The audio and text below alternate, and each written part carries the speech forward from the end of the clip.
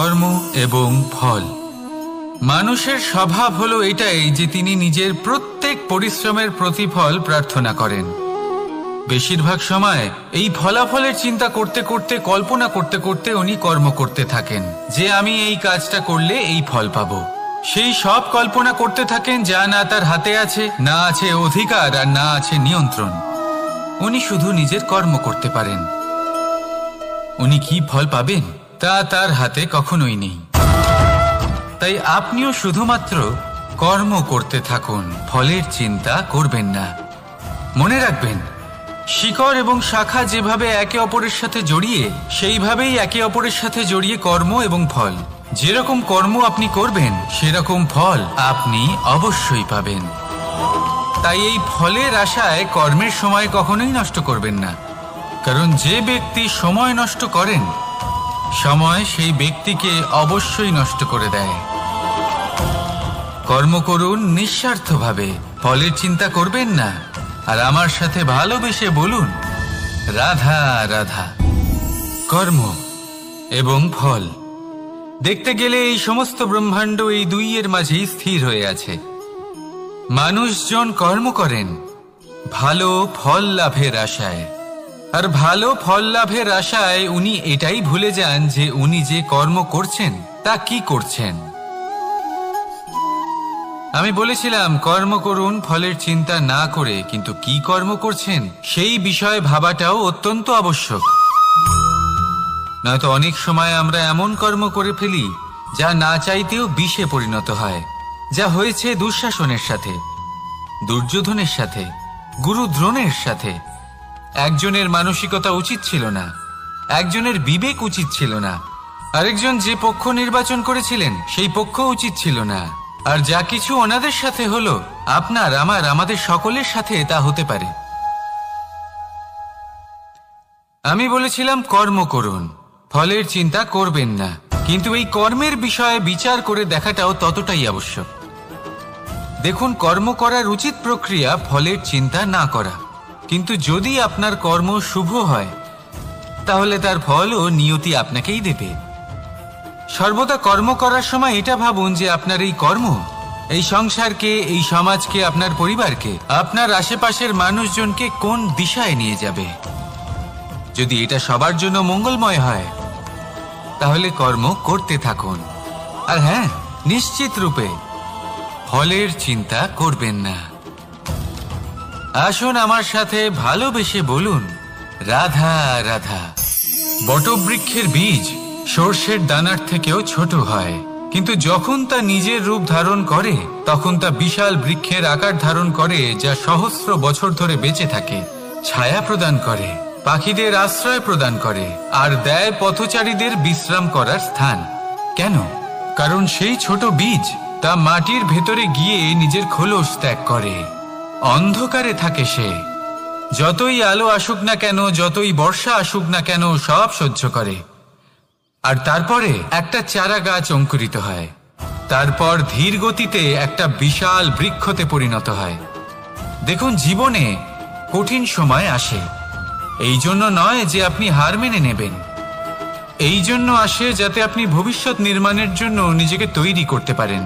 যদি কঠিন সময়ে আপনি ওই বীজের মতো দৃঢ় হয়ে থাকতে পারেন, তাহলে আপনিও একদিন সেই বিশাল বৃক্ষের মতো নিজের অস্তিত্ব গড়ে তুলতে পারবেন, যা সহস্র বছর পর্যন্ত মনে রাখা হবে।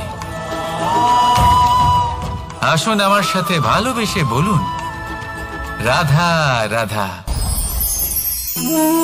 এই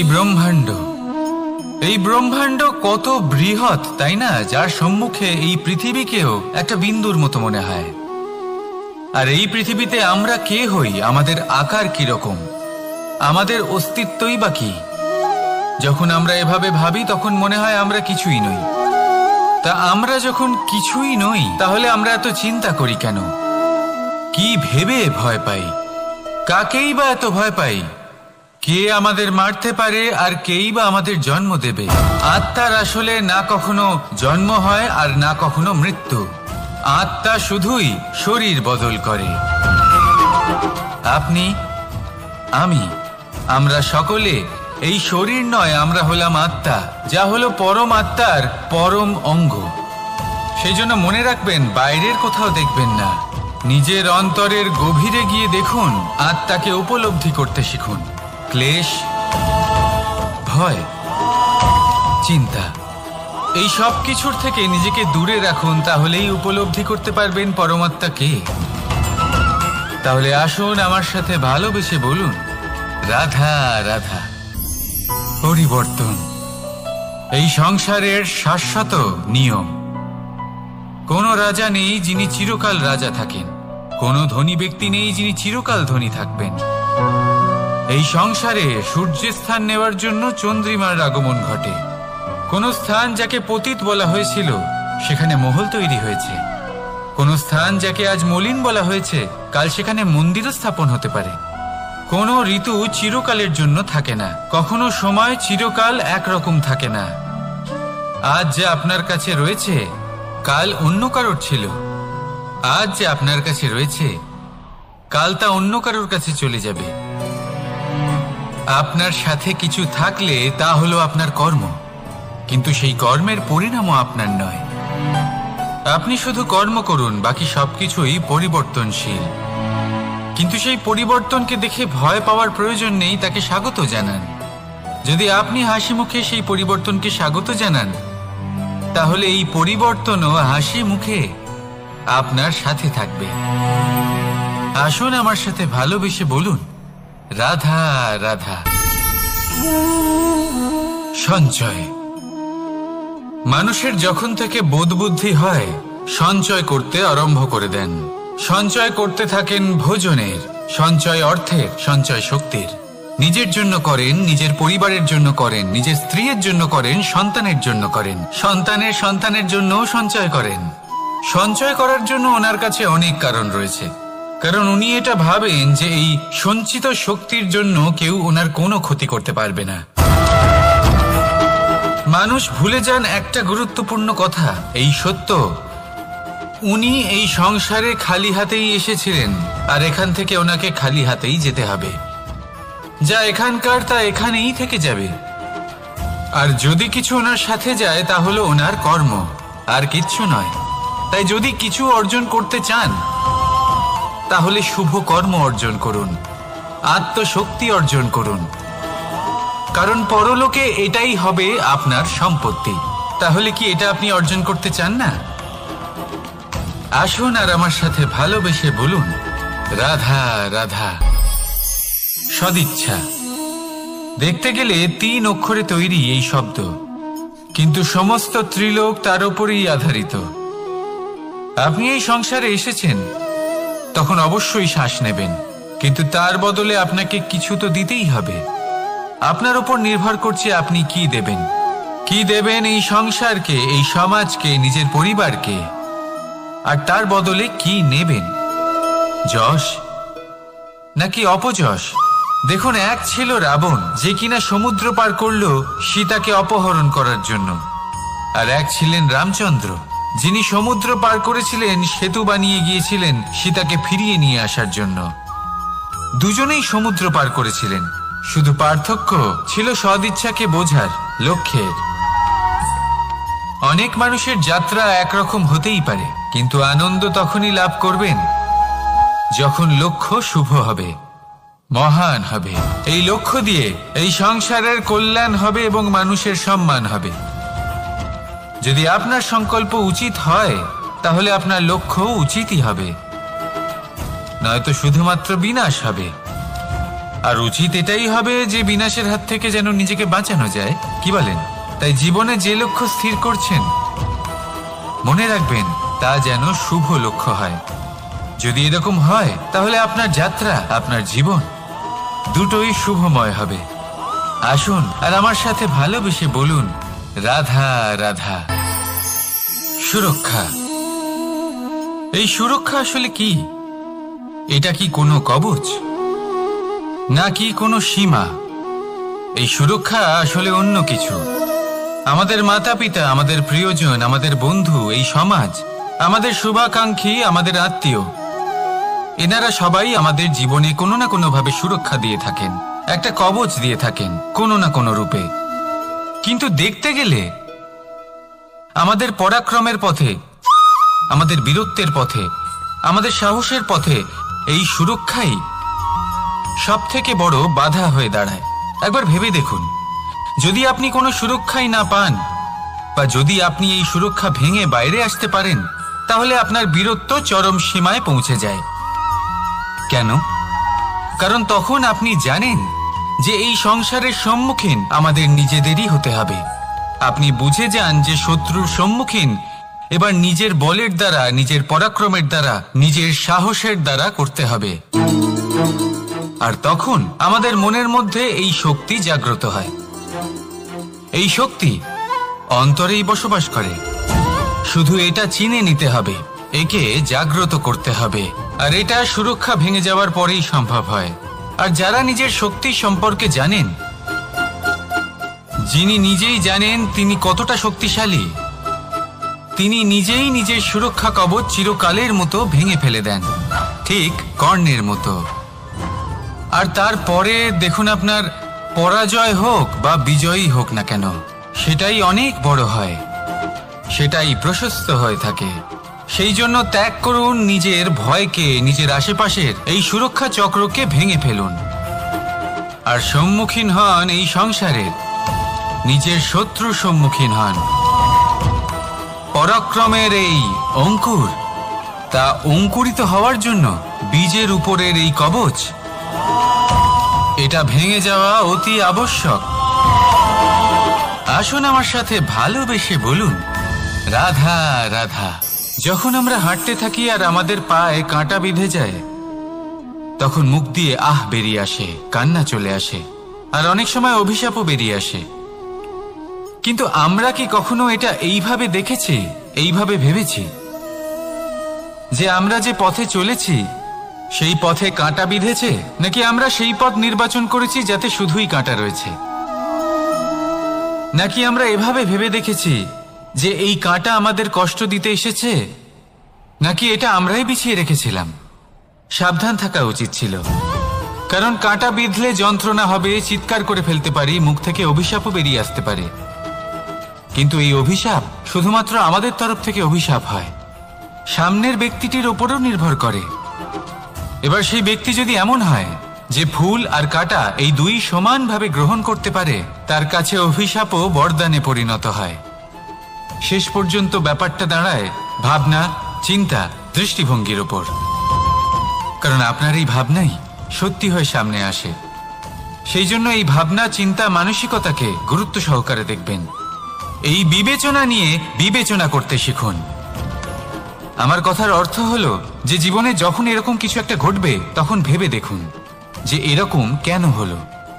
আপনি কি এমন কোনো কর্ম করেছিলেন যার কর্মফল এটা? এমন কোনো কাজ যা অনুচিত ছিল, অসত্য ছিল, যা অভদ্রতার কারণ ছিল? ভেবে দেখা প্রয়োজন। দেখুন, ইচ্ছে হলো আপনার যে আপনি কি করতে চান, ভাবনা আপনার, সত্য আপনার, জীবন আপনার, সিদ্ধান্ত আপনার। আসুন আর আমার সাথে ভালোবেসে বলুন, রাধা রাধা। সময়, এই সময় আসলে কি? এই সময় একটা সরল রেখা তো কখনোই নয়। সময় হলো একটা চক্র, যেখানে এর আদি সেখানেই হলো এর অন্ত, আর যেখানে তা শেষ হয় সেখান থেকেই তার শুরু হয়। এই সময় একটা অত্যন্ত বিচিত্র চিন্তা, বিচিত্র ভাবনা, একটা বিচিত্র বস্তু যা কেউ বুঝতে পারেন না। এই সময়ের লীলা, এর কোনো প্রমাণ নেই, কোনো জ্ঞান নেই, কোনো পরিমাপ নেই।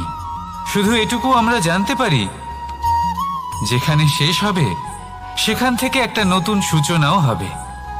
যা আজ আপনার কাছে আছে, কাল অন্য কারোর কাছে যাবে, তারপরে তার কাছ থেকেও অন্য কারোর কাছে যাবে, তারপরে তার থেকেও ছিনিয়ে নেওয়া হবে। এই নিয়তির একজনের কাছ থেকে অন্যজনের কাছে আদান প্রদানের এই সময় হলো আপনার সময়।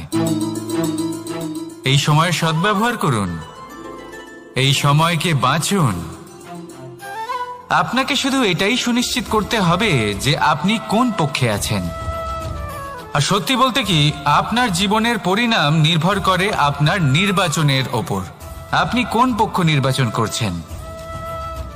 তাহলে মনে রাখবেন, জীবনে সেই পক্ষই নির্বাচন করবেন যা চয়ন করার পরে আপনি সুখ অনুভব করবেন, আপনি সন্তোষ লাভ করবেন, প্রসন্নতা লাভ করবেন।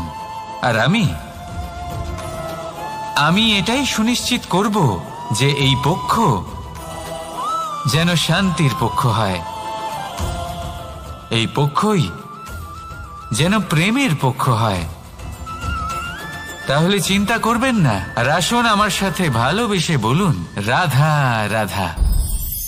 দৃষ্টি আর দৃষ্টিভঙ্গি, এই সমগ্র লীলা হলো এই দুইয়ের। বিচিত্র হতে পারে, কিন্তু এটাই সত্যি। এবার আপনাকে একটা উদাহরণ দিয়ে বোঝাই। অনেক সময় আপনি কোনো ব্যক্তিকে এটা বলতে শুনবেন যে আমি আমার নিজের উপরে গর্ব করি, আমি নিজেকে নিয়ে গর্ব করি, আমি খুব ভালোভাবে আমার মা বাবার সেবা করি, ওনাদের আমি সবসময় সুখী রাখি, ওনাদের আমি একটা বাড়ি দিয়েছি, সকল সুখ সুবিধা দিয়েছি, ওনাদের জীবনে প্রত্যেক জিনিস দিয়েছি আর দেব যা তাদের প্রয়োজন। এবার আমাকে বলুন যে আপনি কে হন। আপনি হলেন সেই বীজ যা আপনার মাতা পিতা রোপণ করেছেন। আপনার মা বাবাই আপনাকে এই সংসারে জন্ম দিয়েছেন। এবার এইসব কথার কি তাৎপর্য? এই হলো সেই ব্যক্তির দৃষ্টিভঙ্গি। এবার দেখা যাক এই প্রকৃতি আমাদের কি শেখায়। কখনো কোনো গাছকে দেখবেন, যখন সেই গাছে ফল আসে, সে মালিকে এটা বলে না যে দেখো আমি তোমাকে ফল খেতে দিচ্ছি। সেই বৃক্ষ এটা বলে না যে দেখো আমি তোমায় আহার করতে দিচ্ছি, কারণ ও জানে যে এটা হলো সেই মালির পরিশ্রম, এটা হলো তারই কর্মের ফল, আর এটা তারই পাওয়া উচিত। সে বলে যে তোমার জিনিস তোমাকেই অর্পণ করলাম, এ আমার জিনিস নয়।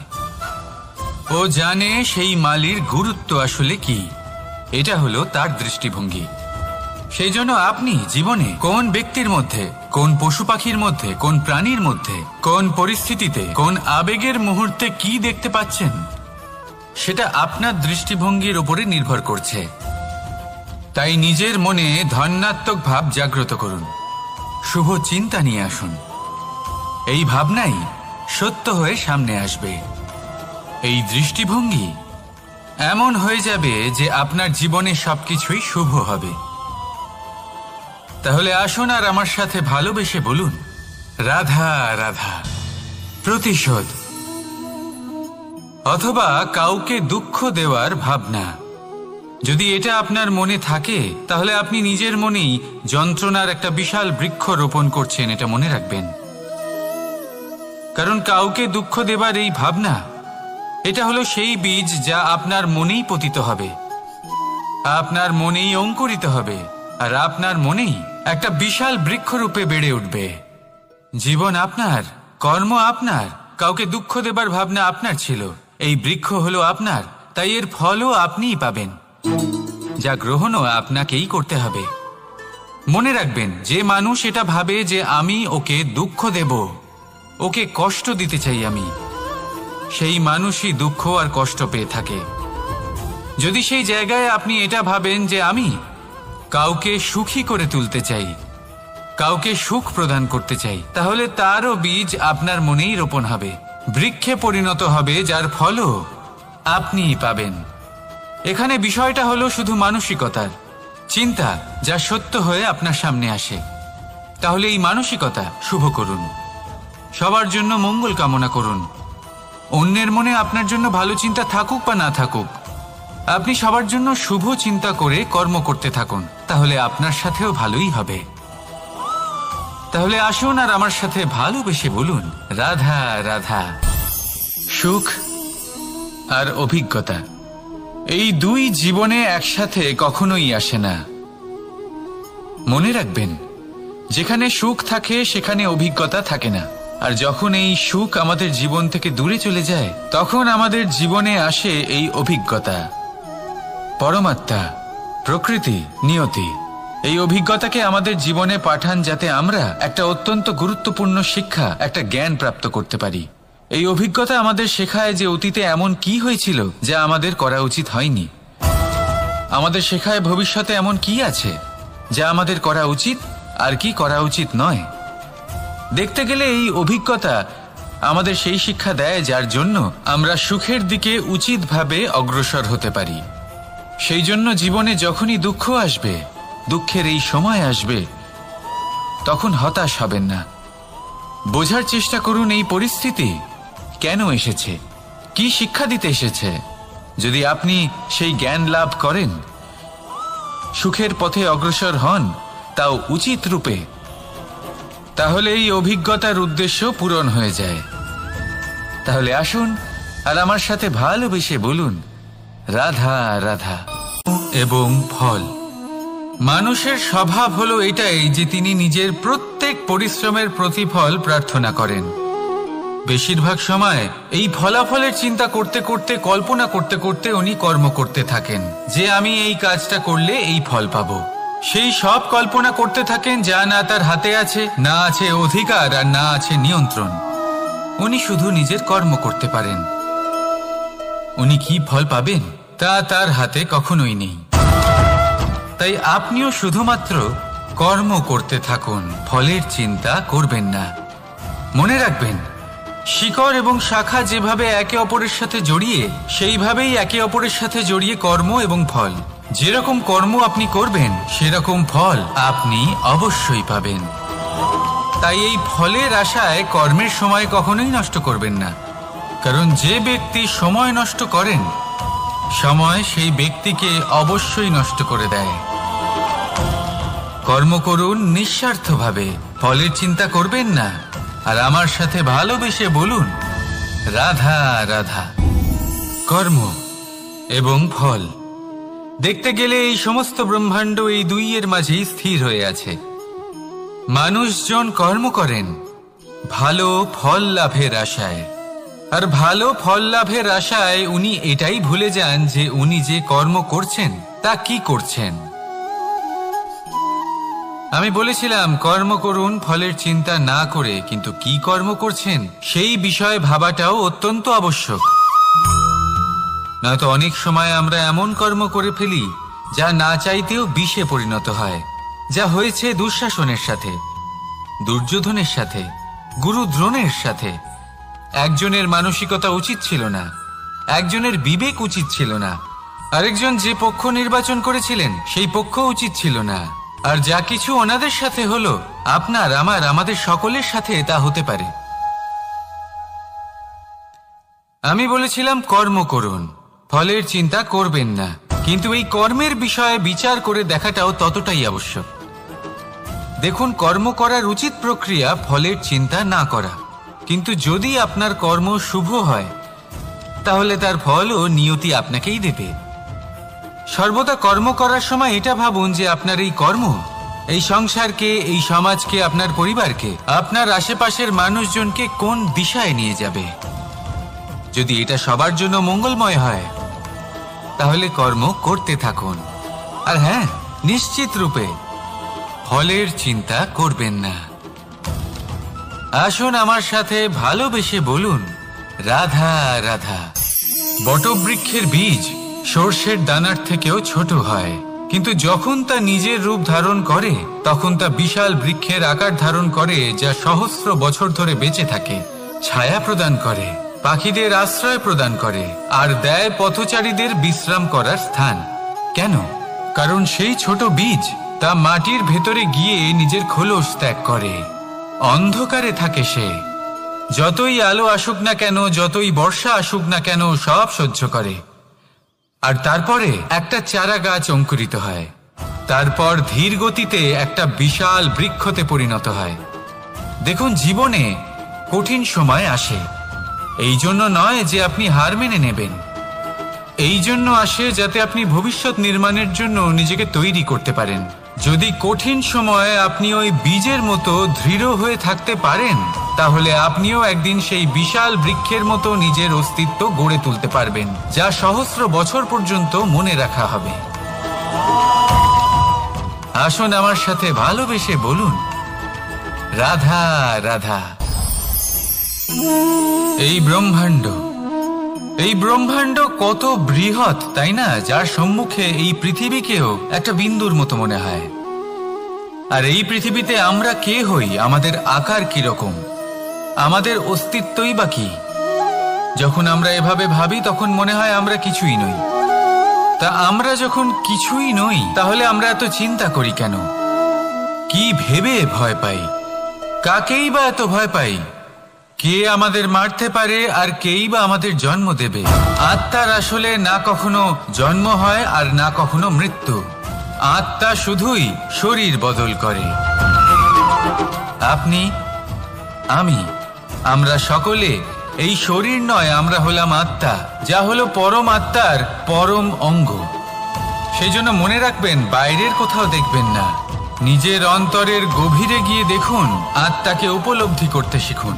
ক্লেশ, ভয়, চিন্তা, এই সব কিছুর থেকে নিজেকে দূরে রাখুন, তাহলেই উপলব্ধি করতে পারবেন পরমাত্মা কে। তাহলে আসুন আমার সাথে ভালোবেসে বলুন, রাধা রাধা।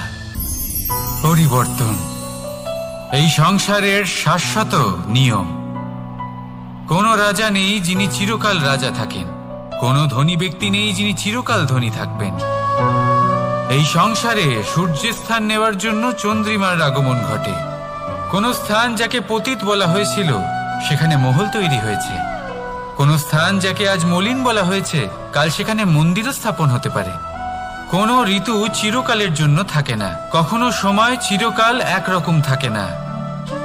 আজ যে আপনার কাছে রয়েছে কাল অন্য কারোর ছিল। আজ যে আপনার কাছে রয়েছে কাল তা অন্য কারোর কাছে চলে যাবে। আপনার সাথে কিছু থাকলে তা হলো আপনার কর্ম, কিন্তু সেই কর্মের পরিণামও আপনার নয়। আপনি শুধু কর্ম করুন, বাকি সবকিছুই পরিবর্তনশীল। কিন্তু সেই পরিবর্তনকে দেখে ভয় পাওয়ার প্রয়োজন নেই, তাকে স্বাগত জানান। যদি আপনি হাসি মুখে সেই পরিবর্তনকে স্বাগত জানান, তাহলে এই পরিবর্তনও হাসি মুখে আপনার সাথে থাকবে। আসুন আমার সাথে ভালোবেসে বলুন, রাধা রাধা।